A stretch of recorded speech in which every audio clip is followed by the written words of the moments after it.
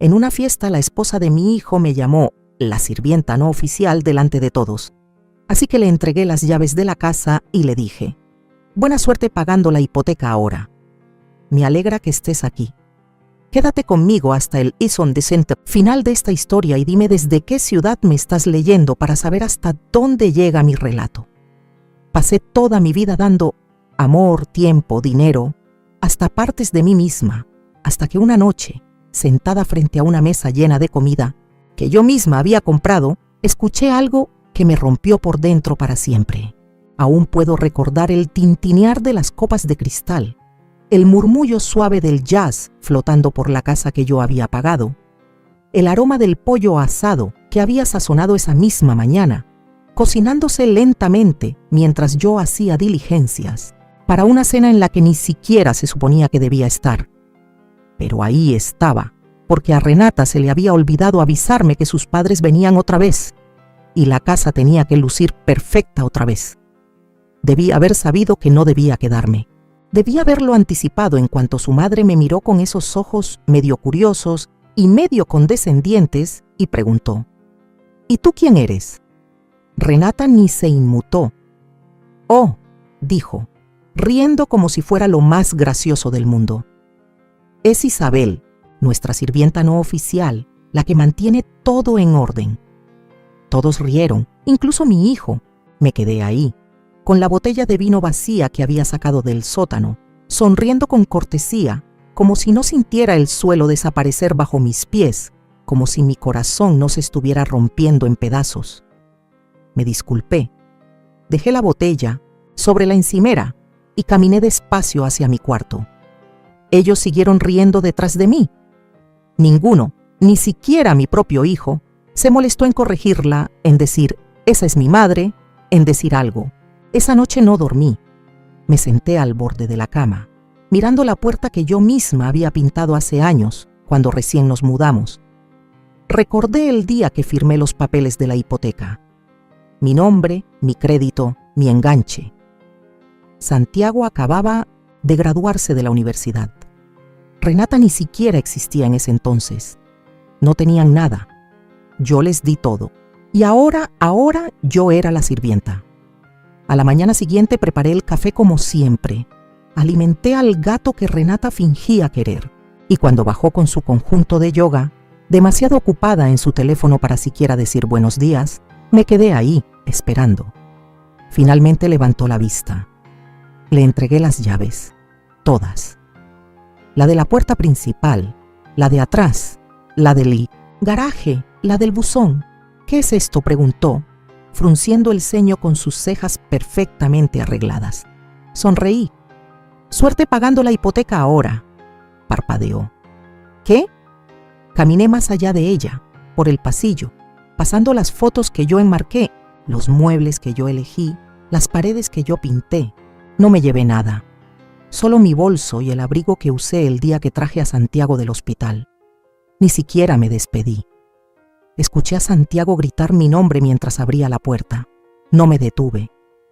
Salió corriendo detrás de mí, descalzo, en la entrada, pero yo seguí caminando. No azoté la puerta del coche.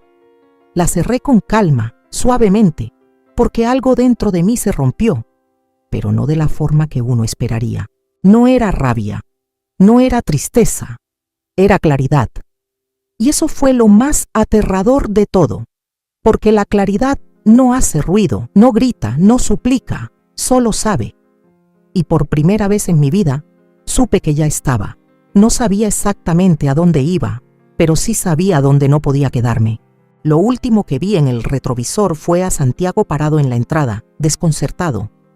No tenía idea de cuánto acababa de perder, y yo tampoco. Dicen que no sabes que te estás ahogando hasta que finalmente respiras. Aquella primera noche es Desderes, el departamento pequeño que me dejó mi tía abuela Rosaura, no fue libertad. Aún no. Fue silencio. Un silencio denso que resonaba en todo como polvo en el aire. El departamento olía al paso del tiempo.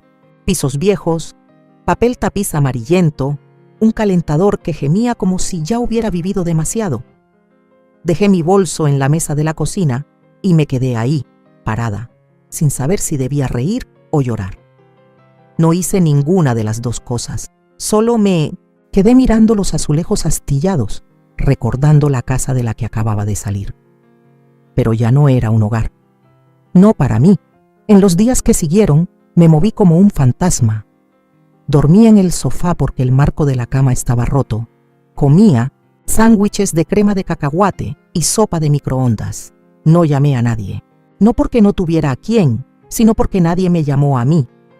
Santiago no mandó un mensaje, no escribió un correo ni una sola palabra. Supongo que Renata le dijo que no lo hiciera. O tal vez, lo que sería aún peor, simplemente no le importó. No podía dejar de pensar en aquella cena, en cómo se reían, en cómo él se reía. Crié a ese niño sola desde que su padre nos dejó. Renuncié a mi carrera, a mis planes, a mí misma. Limpiaba cuartos de motel por la noche y reponía estantes al amanecer solo para mantenernos con techo. Y cuando mis padres murieron y me dejaron ese dinero del seguro, lo usé todo para comprar una casa, un hogar. Nunca le cobré renta, nunca le pedí un solo centavo. Y de alguna manera, en la versión del mundo de Renata, yo me había convertido en la sirvienta. Empecé a escribir por las noches, en viejos cuadernos de espiral, de esos que solía comprarle a Santiago cuando estaba en la secundaria. Llené página tras página, no para que alguien las leyera, sino solo para mí.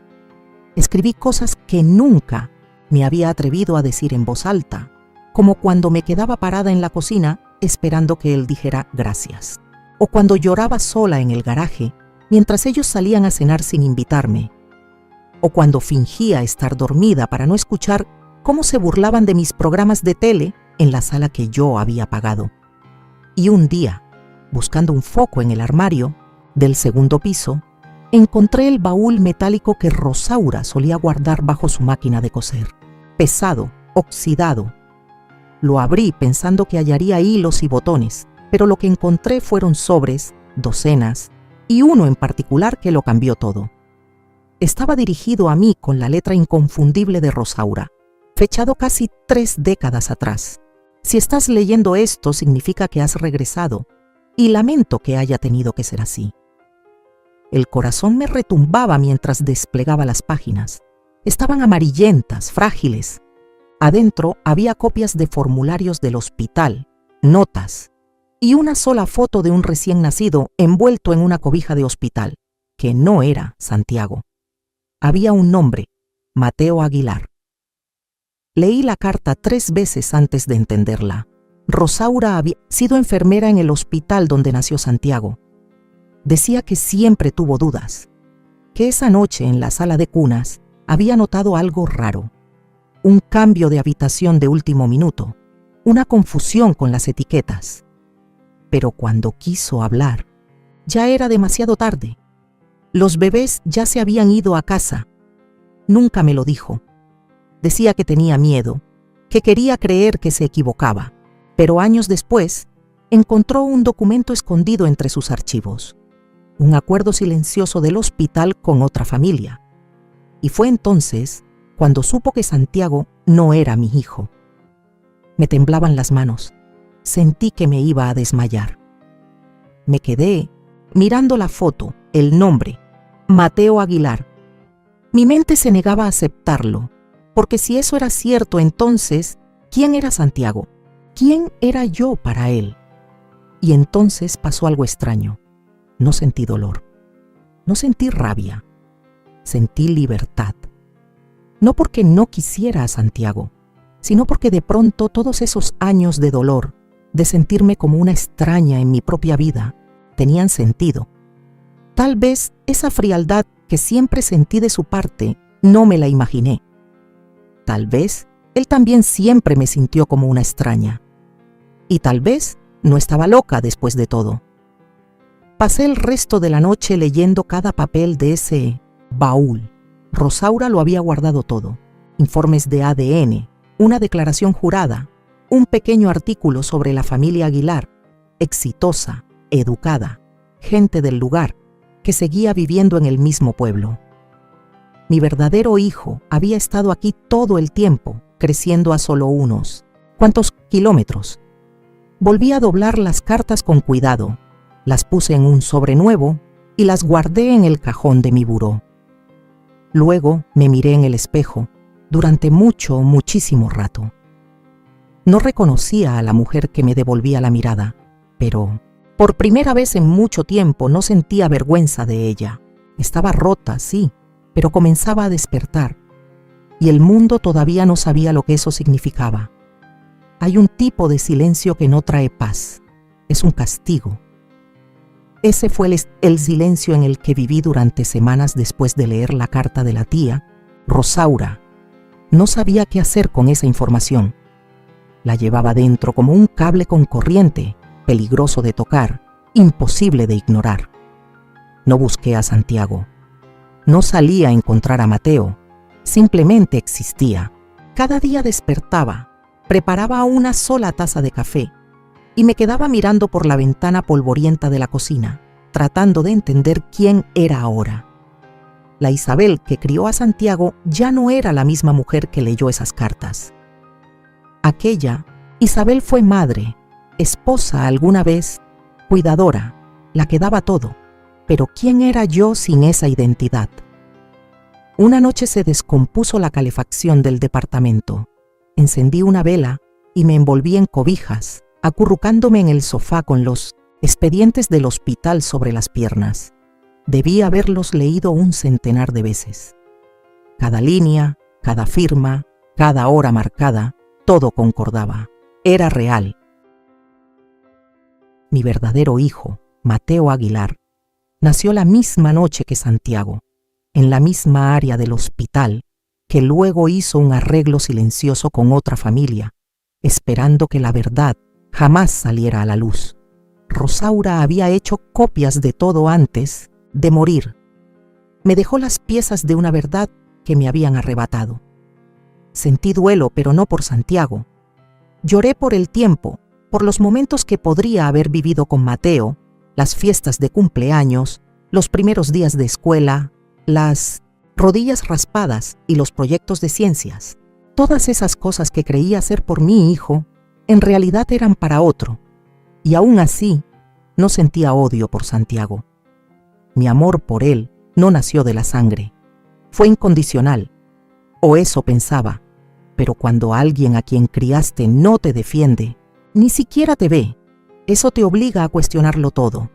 Fue un martes por la tarde cuando por fin me volví a juntar en pedazos. Había estado escondida demasiado tiempo. No estaba lista para enfrentar a Santiago. Todavía no. Pero podía empezar por algún lugar, un rincón tranquilo. Caminé hacia el centro del pueblo y me detuve al otro lado de la calle, frente a la pequeña librería cerca de esquina de Hidalgo y Magnolia. Libros Aguilar. Estaba pintada de un verde profundo, con letreros hechos a mano en los cristales. Había pasado por ahí decenas de veces sin notar su existencia. Él estaba ahí. Mateo.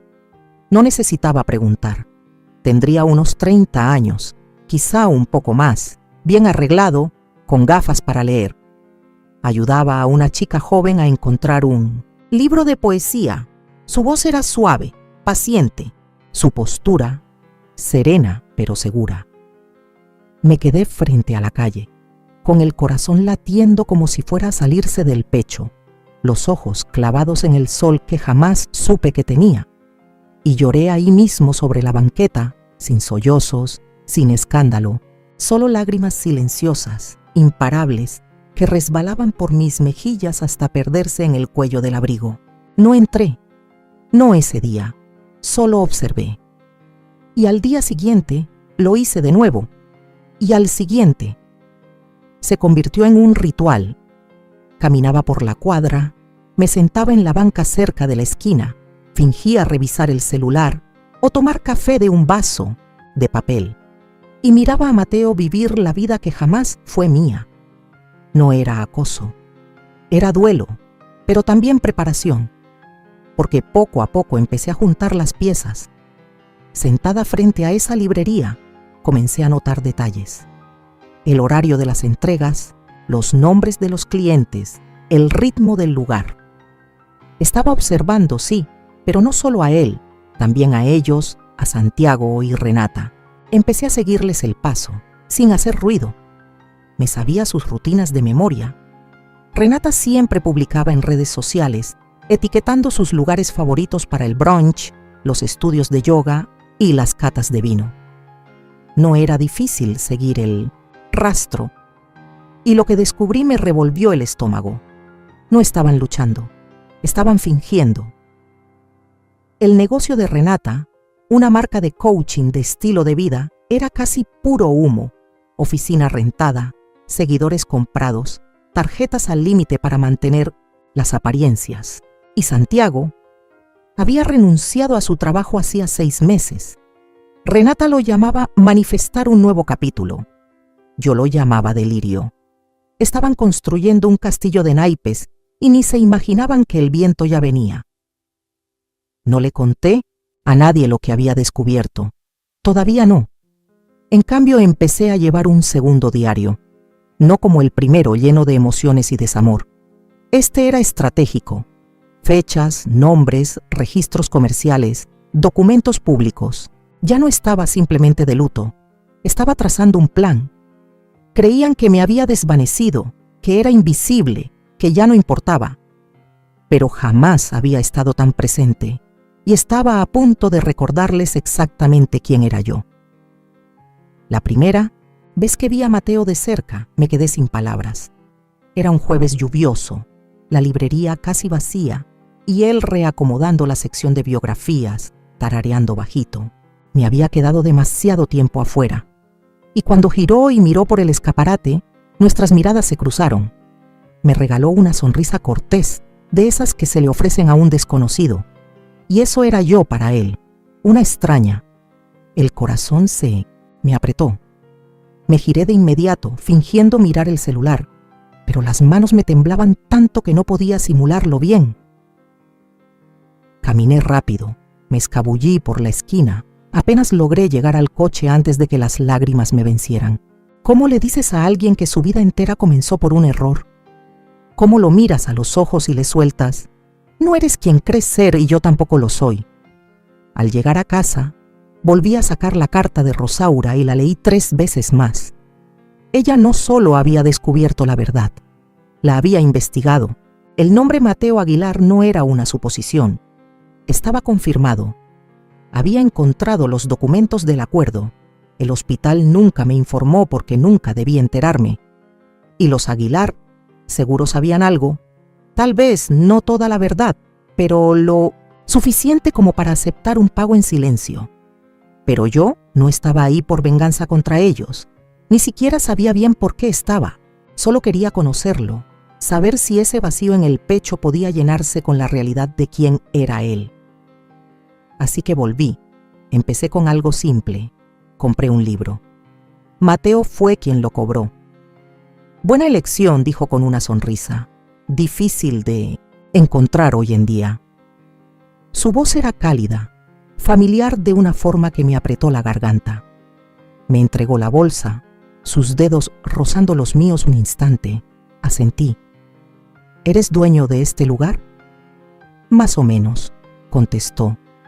Mis padres me ayudaron. A empezar, ya están jubilados, así que yo me encargo. Claro que lo ayudaron. Por supuesto que tuvo apoyo. No como Santiago, que solo tuvo mi sangre, mi sudor y mi sacrificio, y que aún así me ofreció como si fuera una burla. Mateo tenía padres, yo no. Y Santiago me tenía a mí, pero nunca quiso lo que yo le di. El universo revolvió el rompecabezas y nos dejó a todos sangrando sobre piezas que no eran nuestras. Empecé a visitar la librería cada pocos días como si nada. A veces compraba una novela, a veces solo curioseaba. Mateo empezó a reconocerme, me decía, ¿otra vez por aquí? Con esa sonrisa fácil charlábamos un poco, el clima, libros, cosas del barrio. Nunca le dije mi nombre, aún no era el momento. Mientras tanto, en las sombras de mi vida pasada, las cosas empezaban a moverse. Santiago me mandó un solo mensaje. un texto que decía: «Mamá, ¿estás bien?». Nada más. Después de 3 semanas de silencio, eso fue lo único que recibí. No le respondí. Ya no tenía palabras, pero empecé a mirar más a fondo su mundo. Busqué la escritura de la casa. Seguía a mi nombre. Renata había intentado refinanciar sin mi autorización. Rechazado. No podía pagar la hipoteca. Santiago no tenía ingresos. Podía haberlos desalojado en ese momento, pero eso habría sido demasiado fácil. No, necesitaba que sintieran cómo todo se desmoronaba poco a poco, que vivieran el miedo, que entendieran que el suelo bajo sus pies no solo era frágil. Le pertenecía a otra persona, a mí. Todas las noches escribía. Mi nuevo cuaderno era meticuloso, cada recibo, cada conversación, cada vez que Mateo mencionaba un pasatiempo, un autor favorito, un recuerdo de infancia, lo anotaba. No para usarlo contra él, sino para comprender al hijo que nunca pude criar. Y entre línea y línea, empecé a ver la verdad con más claridad de lo que jamás había visto. Santiago no me trató mal porque fue cambiado al nacer. Me trató mal porque así lo decidió. Porque Renata se lo permitió. Porque en algún momento dejó de verme como alguien que merecía respeto y empezó a verme como alguien que podía ignorar. Pero Mateo, él no sabía nada de mí, y aún así, me trató con más amabilidad en 5 minutos que Santiago en 5 años. No estaba lista para decirle nada, aún no. Pero estaba cerca, y cuando llegara el momento, no solo le diría quién soy, le contaría todo sobre el hospital, sobre el cambio, sobre la vida que nos arrebataron a los dos. Pero primero tenía que terminar de ver cómo se desmoronaba la vida que ya había dejado atrás.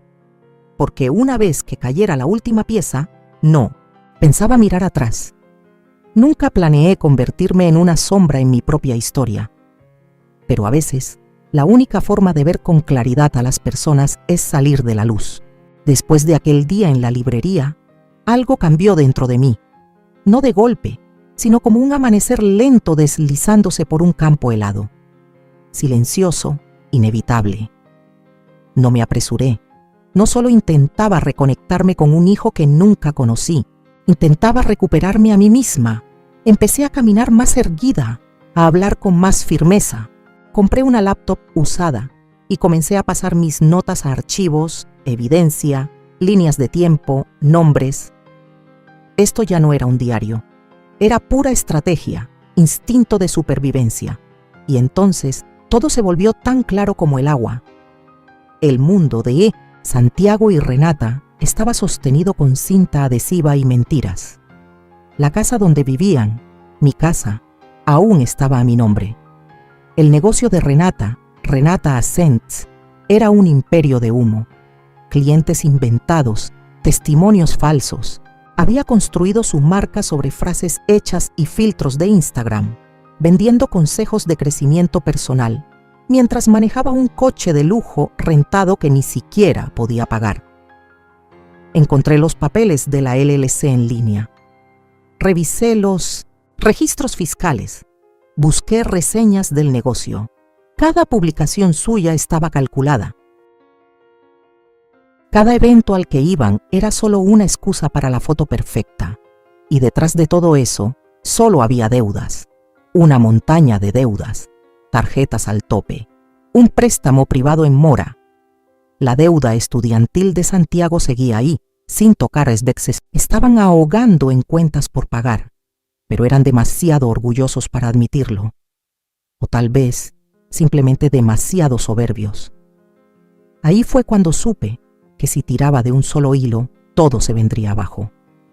Pero no lo hice, aún no. Porque todavía me faltaba dar un paso más. Mateo. Yo seguía yendo a la librería y él todavía no sabía quién era yo. Pero con cada encuentro, el miedo se iba deshaciendo un poco más. Hablábamos de libros, de la vida, de cosas pequeñas, series, buen café, el ruido de la ciudad. Una vez nos sentamos en el cafecito de al lado y me contó que casi se convierte en maestro, pero su amor por los libros lo llevó al mundo de los negocios. «¿Me recuerdas a alguien?», me dijo una vez mientras sorbía su té. «A alguien que no logro ubicar». Yo sonreí. «Tal vez una bibliotecaria». Él rió. «Tal vez». Ese momento se me quedó clavado por días. No era solo que me gustaba, es que lo reconocía. No solo por el archivo que había leído o la foto que Rosaura me dejó, sino por cómo trataba a las personas, cómo escuchaba, esa fuerza tranquila que tenía. Se sentía familiar, como mía. Estaba en su forma de estar, en su calma, en su presencia, y empecé a soñar con otra vida, una donde yo lo había criado, donde horneábamos galletas juntos en la cocina, donde lo llevaba a los partidos de fútbol y gritaba su nombre desde la línea de banda. Lo recordaba con tanta claridad que me dolía el pecho, pero no podía regresar. Así que empecé a planear lo que venía. Lo primero que hice fue llamar a una abogada, no por venganza, sino por justicia. Quería vender la casa. Tenía todo el derecho legal. Yo había dado el enganche, pagado cada recibo y jamás firmé nada que la cediera. Santiago siempre decía, «Después la ponemos a tu nombre». Sin prisa, claro, sin prisa para él. Yo era quien lo pagaba todo. Ahora quería recuperar mi nombre, mis derechos, mi hogar. Si no en lo físico, al menos en lo legal. Me reuní con una abogada en el centro, una mujer más o menos de mi edad, inteligente y directa, que me escuchó sin juzgar. Cuando le conté lo que pasó, asintió despacio y dijo, «Presentaremos la moción esta semana». Firmé los documentos con una mano firme. Esa misma noche, pasé frente a la casa. La luz del porche estaba encendida. Renata estaba sentada en el columpio, revisando su celular con una copa de vino en la mano. Dentro, Santiago estaba en el sillón jugando videojuegos. Sus vidas iban en piloto automático, sin idea de que el suelo bajo sus pies ya comenzaba a moverse. No se trataba de castigarlos, se trataba de restaurar el equilibrio.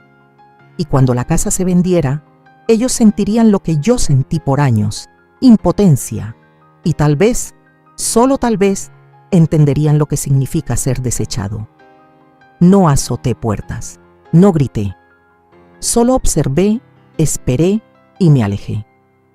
La primera ficha de dominó había caído, y ellos ni siquiera lo sabían. Siempre he creído que el silencio es más fuerte que el ruido, que la verdadera fuerza no está en lo alto que peleas, sino en lo profundo que sabes que tienes la razón.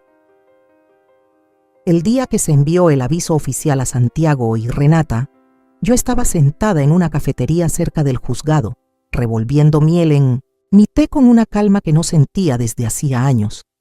Mi abogada dijo que lo recibirían a primera hora de la mañana. Mi celular vibró. Santiago. Me quedé mirando la pantalla hasta que dejó de sonar.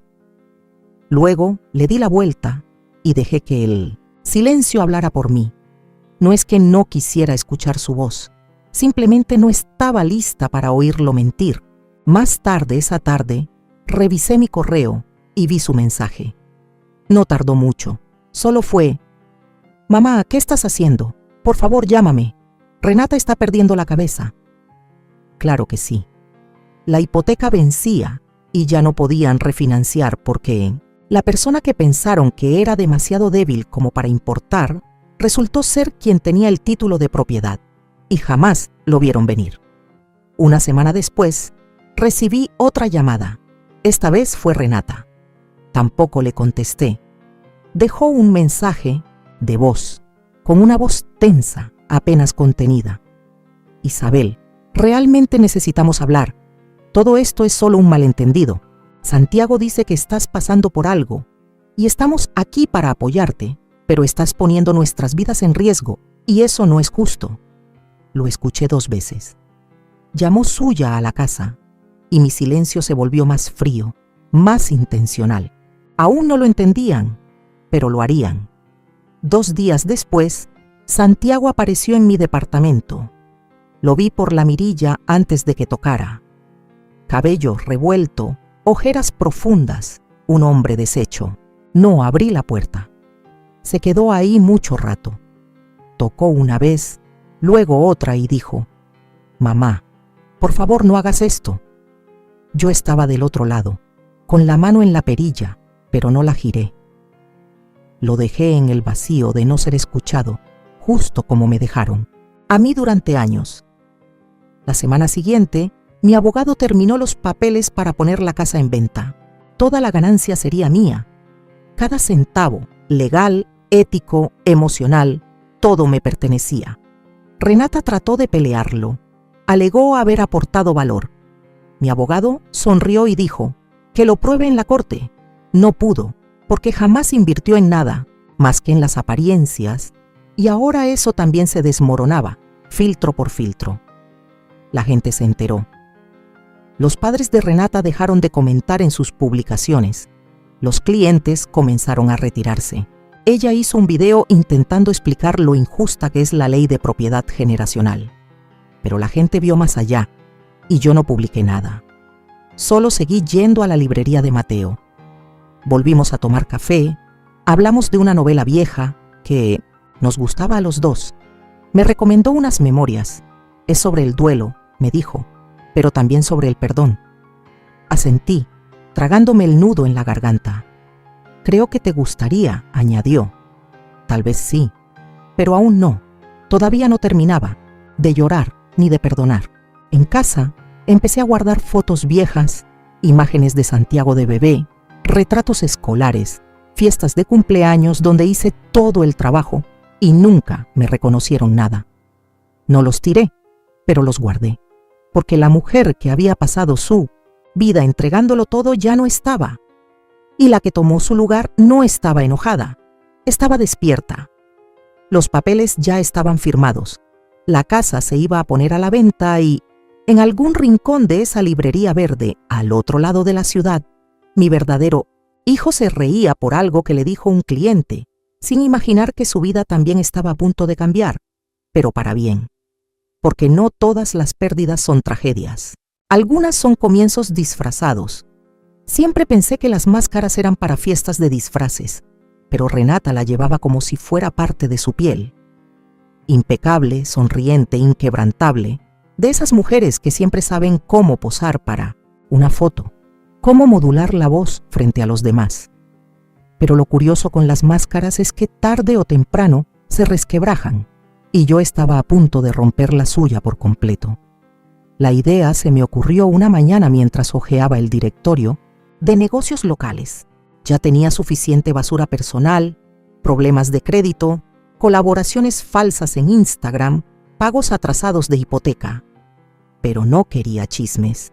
Quería pruebas, algo sólido, algo que no pudieran disfrazar, así que contraté a un consultor empresarial local, un hombre llamado Darren. Callado, profesional, discreto. Le dije que necesitaba una auditoría completa de un negocio, nada ilegal, solo una revisión a fondo y privada de su estructura. Le di el nombre de la empresa de Renata. Renata Astens LLC. Se puso a trabajar. Una semana después, me entregó todo en una carpeta bien ordenada. Y lo que descubrió, ni yo lo veía venir. Todo el modelo de negocio de Renata era una farsa. No había presentado impuestos en los 2 últimos trimestres. Varias facturas falsificadas para que parecieran de clientes reales. Pero esos clientes no existían. Las sesiones de fotos se hacían en propiedades alquiladas que ella presentaba como remodelaciones hechas por su empresa. Sus supuestas alianzas comerciales eran solo enlaces de afiliado con métricas infladas. No solo fingía ser exitosa, estaba engañando a todos. Le pregunté a Darren, ¿esto aguantaría una revisión seria? Él me miró y dijo, si esto sale a la luz, está acabada, financiera y profesionalmente. Y ahí fue cuando tomé una decisión. Imprimí todo. Luego busqué la dirección de los padres de Renata, los mismos que alguna vez se rieron en mi casa, chocando copas de vino mientras su hija me humillaba en mi propia cocina. Les envié el archivo de forma anónima, sin carta, sin firma, solo una nota sencilla encima que decía, todo lo que crees saber es una actuación. 2 días después, empezaron a notarse las primeras grietas. El Instagram de Renata se quedó en silencio. Nada de historias ni rutinas matutinas cuidadosamente planeadas. Su última publicación, una frase inspiradora sobre ser incomprendida, se llenó de comentarios extraños. Luego, como piezas de dominó, su mundo comenzó a desmoronarse. Su sitio web se cayó por mantenimiento. Su último taller programado fue cancelado por circunstancias imprevistas. Y la cereza del pastel me llegó por una vecina de antes que aún la seguía. La mamá de Renata fue vista saliendo de su casa hecha una furia, gritando por teléfono, la cara roja, el bolso dando vueltas enloquecido. Lo que haya pasado detrás de esas puertas cerradas no tuvo filtros ni fue bonito. Santiago volvió a llamarme esa noche. No contesté. Dejó otro mensaje. Mamá, no sé qué está pasando. Los papás de Renata ya no nos hablan. Alguien les mandó cosas, documentos. Piensan que los falsificamos. ¿Fuiste tú? ¿Fuiste tú la que hizo esto? No le respondí. Por fin estaba viendo quién era ella en realidad. Y quién era él también. Había pasado años defendiendo a una mujer que destruía todo lo que tocaba, empezando por mí. Que lo sintiera, que se quedara ahí. Esa noche volví a caminar a la librería. Mateo estaba cerrando, me saludó al verme. «De nuevo por aquí», dijo mientras abría la puerta para dejarme entrar. «Ya deberías trabajar aquí, la verdad». Sonreí. «Tal vez debería». Nos sentamos en el suelo, rodeados de libros de bolsillo apilados. Él estaba catalogando un nuevo lote. Lo ayudé sin que me lo pidiera. «¿Por qué vienes aquí?», preguntó sin mala intención. La pregunta me agarró desprevenida. Lo miré. ¿En serio? Lo miré. Él tenía mis ojos. No lo había notado antes. «Me gusta cómo se siente aquí», dije, como si nada intentara fingir ser otra cosa. Inclinó la cabeza, pensativo, viéndome, a mí también. Después de eso trabajamos en silencio, sin charla, sin más preguntas, pero en ese silencio algo se instaló entre nosotros. No era la verdad, aún no, pero sí algo cercano, un hilo que nos conectaba. Y por primera vez no me sentí como un fantasma en la vida de alguien más. Me sentí vista, y la mujer que antes se quedaba invisible en su propia cocina ya no estaba. En su lugar estaba alguien que nunca esperaron, alguien a quien nunca debieron subestimar. Antes pensaba que el desamor llegaba de golpe, como un choque, o una puerta que se cierra de golpe, pero no es así, no siempre. A veces llega lento, como el agua filtrándose por el techo, gota a gota, hasta que un día el techo entero se cae. Y Santiago, por fin estaba parado bajo el diluvio. Ya le había llegado la noticia. La casa estaba oficialmente en venta. La máscara de Renata se había desmoronado. Su negocio expuesto, su reputación deshaciéndose, y sin a quién más culpar, Santiago hizo lo de siempre. Corrió hacia mí. Escuché los golpes antes de verlo. Era una tarde tranquila. Estaba terminando. Una taza de té cuando el sonido retumbó suave por el departamento. 3 golpecitos, tímidos, como si la persona al otro lado no supiera si lo iban a recibir o correr. Abrí la puerta despacio. Parecía que no había dormido en días, con la barba crecida y más flaco de lo que recordaba. La camisa toda arrugada, como si la hubiera recogido del suelo. «Mamá», dijo con la voz rota, «¿puedo pasar?». No le respondí, solo me hice a un lado. Caminó hacia adentro y se quedó parado en medio de la sala, como si no supiera qué hacer con su cuerpo. Durante mucho rato no dijimos nada. Al final, fue él quien rompió el silencio. «¿Por qué estás haciendo esto?», preguntó. «Ah, ¿nosotros?». Estuve a punto de reír. ¿Nosotros? Como si hubiera existido un nosotros en años. Me senté en el sillón frente a él, tranquila, serena. «No te estoy haciendo nada a ti, Santiago. Estoy haciendo algo por mí. Apretó la mandíbula. Estás vendiendo la casa, mi casa. Yo crecí ahí y la regalaste. Hablé con la voz baja. Tú dejaste que tu esposa me convirtiera en su sirvienta. Lo viste, te reíste. Nunca pediste perdón. No lo negó, solo bajó la mirada. Pensé que estabas exagerando, murmuró. No sabía que te dolía así. Lo miré fijo. Ese es el problema, Santiago. Nunca te tomaste el tiempo de saber que me dolía. Solo asumiste que siempre iba a estar ahí limpiando tu desastre, pagando tus cuentas, asintiendo mientras dejabas que esa mujer borrara pedazo por pedazo quién era yo. Se estremeció. Renata no es quien pensé que era. Eso no es novedad para mí. Finalmente me miró. Sus ojos ya estaban llenos de lágrimas. Perdí todo. Ni siquiera parpadeé. No, tú lo entregaste. El silencio se alargó entre los dos. Te extraño, susurró. Me enderecé en el sillón. Yo te crié, le dije, te alimenté, te vestí, me partí en 1000 por ti, y tú permitiste que me humillaran en la casa que yo compré. Le tembló el labio. Pensé que ella me estaba ayudando. Pensé que estábamos construyendo algo. Construyeron una mentira, dije, y ahora se está cayendo. Entonces se levantó, caminando de un lado a otro de la sala. ¿Y ya está? ¿Solo te vas? Me levanté también. Fui hasta el cajón al lado de la cocina y saqué el sobre que Rosaura me dejó. Lo tomé entre las manos. Ahora te voy a decir algo, dije, y necesito que escuches. De verdad escuches. Él asintió, confundido. Le puse el sobre en las manos. Estos son tus documentos de nacimiento. Lo leyó. Se sentó, lo abrió despacio, frunció el ceño, luego su expresión se desmoronó. Pasó los ojos por la carta, los archivos del hospital, la prueba de ADN que Rosaura había mandado hacer en silencio después de tantos años. Me miró, los ojos abiertos de par en par. Esto no puede ser verdad. Lo es. ¿Estás diciendo que no soy tu hijo? Digo que no naciste de mí, pero te crié como si lo fueras. Te entregué todo lo que era mío, incluso cuando tú no lo querías. Se quedó lívido. Entonces, ¿quién es tu verdadero hijo?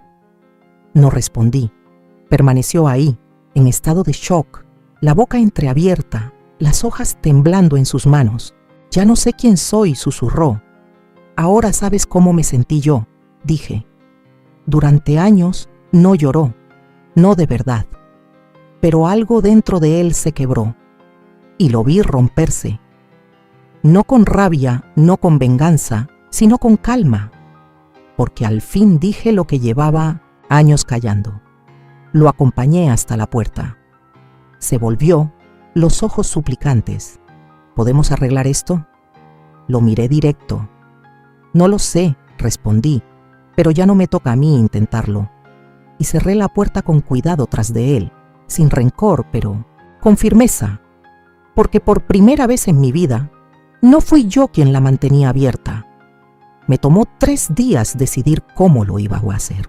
Practiqué la conversación frente al espejo, en el coche, incluso en la fila del supermercado con la mano aferrada a una canasta de naranjas, susurrando frases que apenas podía terminar. Soy tu madre. Hubo un error. Has vivido una vida que no era la tuya, y yo también. Pero nada sonaba bien, porque ¿cómo se lanza una verdad así en la vida de alguien y se espera que sobreviva al impacto? Aún así, tenía que intentarlo. Mateo estaba en la librería como siempre.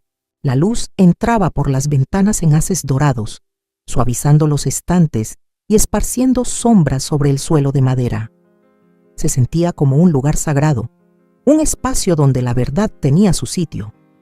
Cuando levantó la vista y sonrió, estuve a punto de dar media vuelta y marcharme, pero no lo hice. Hola, dijo. Llegaste justo a tiempo. Acabamos de recibir una tanda nueva de ediciones raras de poesía. Tragué el nudo en mi garganta. En realidad, dije, yo vine a hablar. Me observó por un momento como si hubiera notado algo en mi voz. Claro, pasa. Me guió por una puerta lateral hacia una salita diminuta, con una tetera en la barra, un sofá desparejo, una mesa con las esquinas astilladas. Vida real, sin filtros. Nos sentamos. He venido aquí por una razón, comencé, entrelazando las manos con nerviosismo. Lo imaginé, respondió en voz baja. ¿De verdad? ¿No vienes precisamente por los libros? Solté una risita triste. No, es por eso. Entonces saqué el sobre, la carta de Rosaura, los registros de nacimiento, la prueba de ADN, y lo puse todo sobre la mesa entre nosotros. ¿Qué es esto?, preguntó con cautela. Algo que va a cambiarlo todo. Me miró, esperando. Hace unos 30 años, dije con la voz quebrándose, hubo un error en el hospital. 2 bebés fueron cambiados al nacer. Sus cejas se fruncieron, la confusión le cubrió el rostro como una sombra.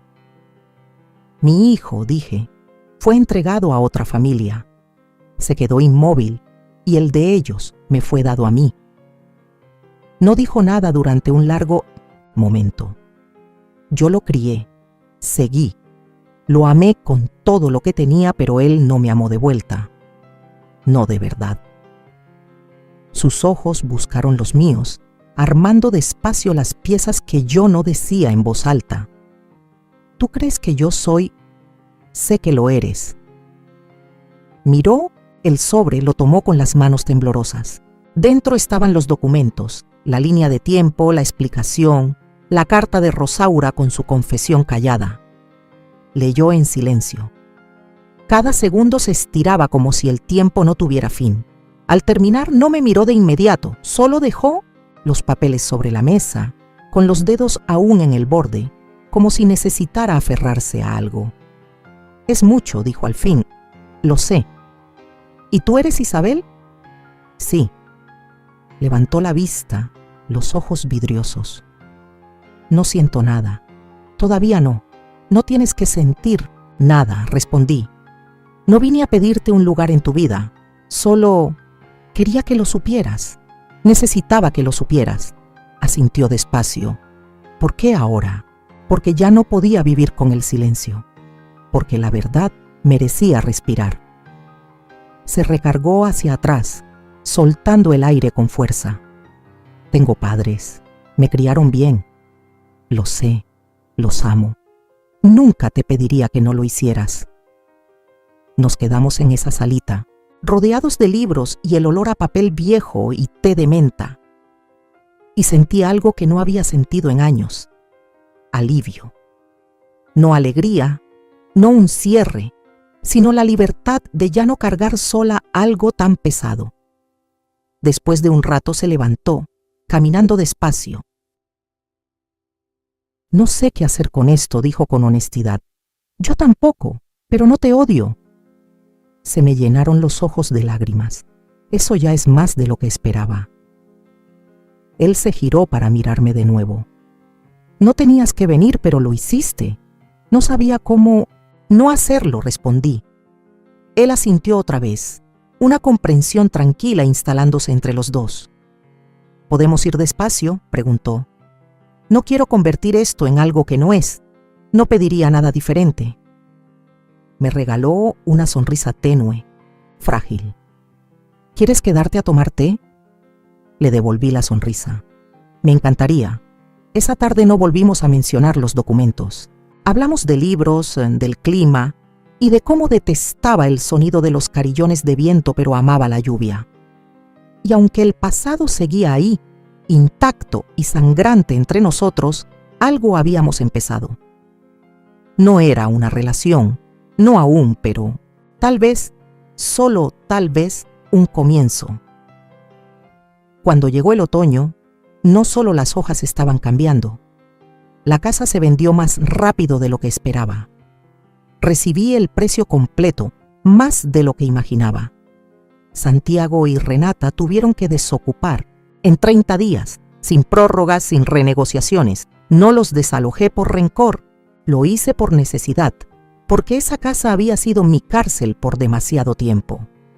Verlos empacar su vida cuidadosamente armada, caja por caja, sabiendo que cada cojín, cada planta, cada adorno de diseñador había sido comprado con tiempo, prestado, fue como ver desmontar el escenario de una obra de teatro. La función había terminado. La ilusión se desvaneció el día que llegó el camión de mudanza. Pasé en coche. No me detuve. Solo observé desde lejos mientras Renata daba órdenes a los cargadores. Sus gafas oscuras ocultando lo que quedaba de su orgullo. Santiago estaba en el jardín, el teléfono pegado al oído, caminando en círculos. Me pregunto si alguna vez pensó que este día llegaría. Me pregunto si sabía que yo sería quien lo traería. Su caída no fue escandalosa. No hubo gritos, ni noticias en la televisión local, pero fue total. Los padres de Renata le retiraron el apoyo económico.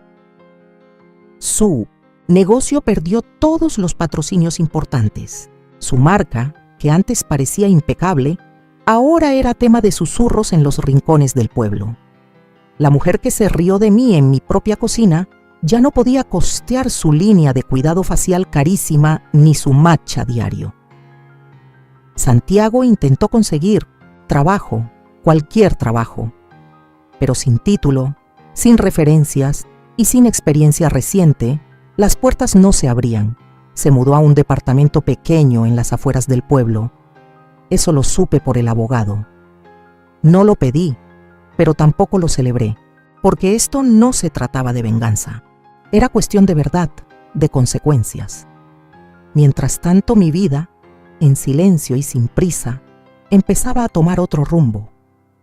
Mateo y yo seguíamos viéndonos, siempre de manera relajada. Un café, charlas sobre libros, artículos compartidos y comentarios sueltos sobre la vida.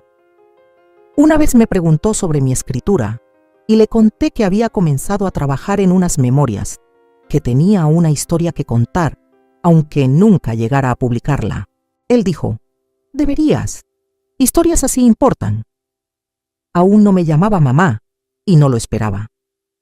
Ese no era el punto. Estábamos construyendo algo no por obligación, sino porque queríamos, y eso lo cambiaba todo. Una tarde caminamos juntos por el mercado de productores. Él tomó un frasco de mantequilla de manzana y soltó una risa. Mi mamá solía hacer esto cada otoño. Algo en la forma en que dijo mi mamá no dolió. Se sintió bien, natural, correcto. Porque él tenía una mamá y yo tenía un hijo que no me vio hasta que ya era demasiado tarde. Algunas noches me quedaba sola con mi té, preguntándome si Santiago dormía en un colchón o en el suelo, si Renata seguía usando sus batas de seda, si al mirarse ahora veían todo lo que antes decidieron ignorar. No los extrañaba. Extrañaba la idea de lo que se suponía que íbamos a hacer. Pero el duelo así es como una sombra. Se desvanece poco a poco.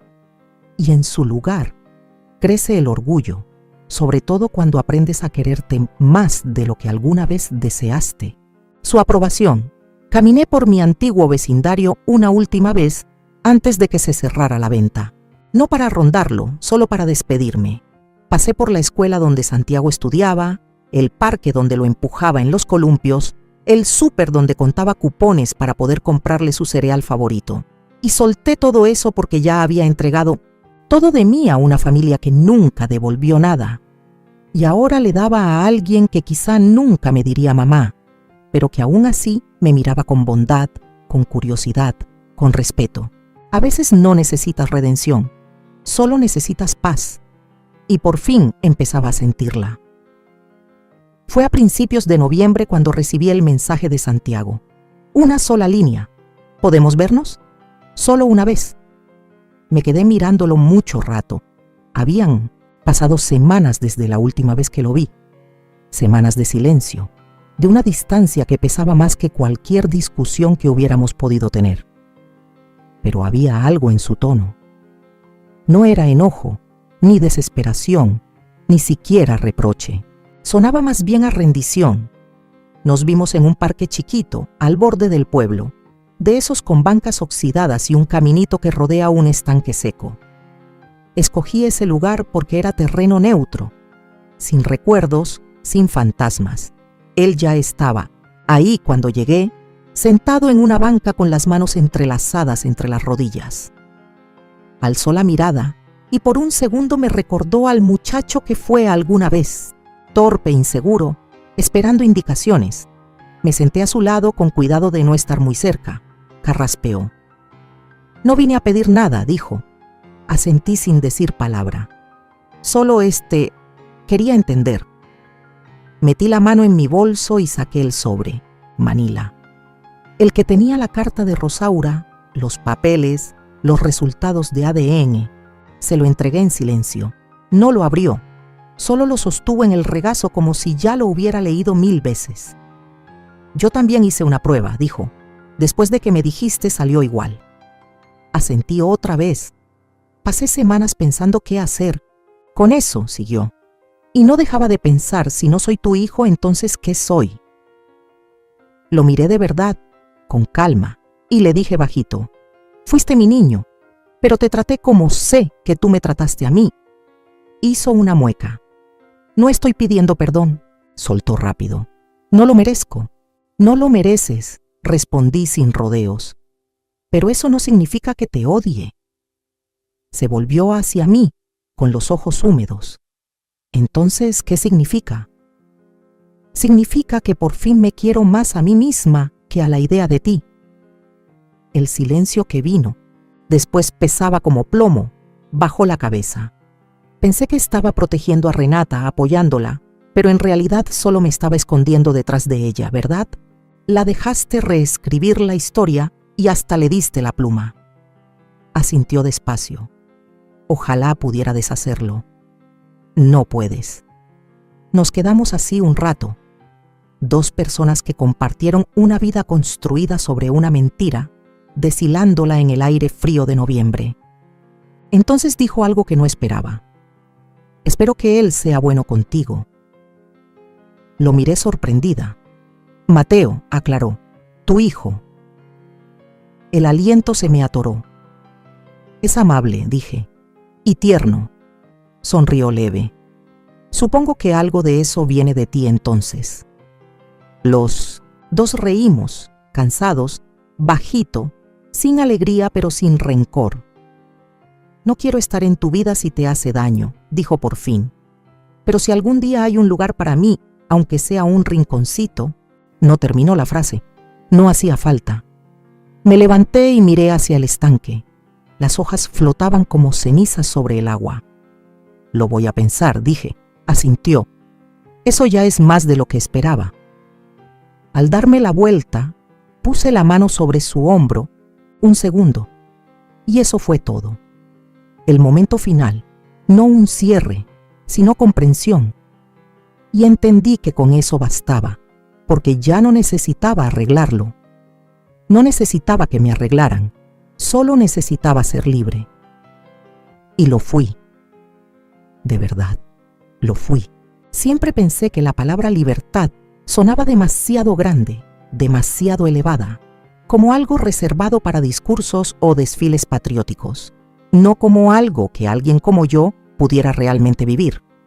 Pero esa mañana, cuando giré la llave en en la puerta principal de la librería de Mateo, por fin entendí lo que significaba. Me había llamado la noche anterior, dijo que tenía algo que mostrarme. Su voz sonaba tranquila, pero cargada de algo más, algo que hervía bajo la superficie. Entré y lo vi parado junto a la pared del fondo, donde habían colgado un nuevo letrero de madera encima de un arco. El letrero decía el siguiente capítulo. Sonreí. ¿Y esto qué es? Me entregó una llave de latón. Pequeña, sencilla, brillante. Es una nueva sección que estoy abriendo. Un rincón acogedor para leer, un espacio para café, charlas comunitarias. Quiero que sea más que una tienda. Quiero que se sienta como un lugar al que pertenecer. Giré la llave entre mis dedos. ¿Y quieres que lo abra yo? Me miró. Ahora, serio, quiero que sea tuyo. Me quedé mirándolo. siguió hablando con una voz suave. Le diste tu vida entera a alguien. Te trataron como si fueras parte del mobiliario, como un adorno, pero yo te veo. No necesito que me demuestres nada. Ya has hecho suficiente. Sentí las lágrimas subiendo. Parpadeé para contenerlas. No tienes que hacer esto, susurré. Lo sé, dijo, pero quiero hacerlo. Caminé hacia la puerta bajo el letrero y deslicé la llave en la cerradura. Giró sin problema.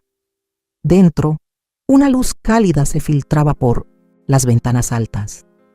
Las paredes ya tenían estanterías medio llenas de clásicos y memorias. Una alfombra al centro, un sillón gastado, una mesita con un juego de té.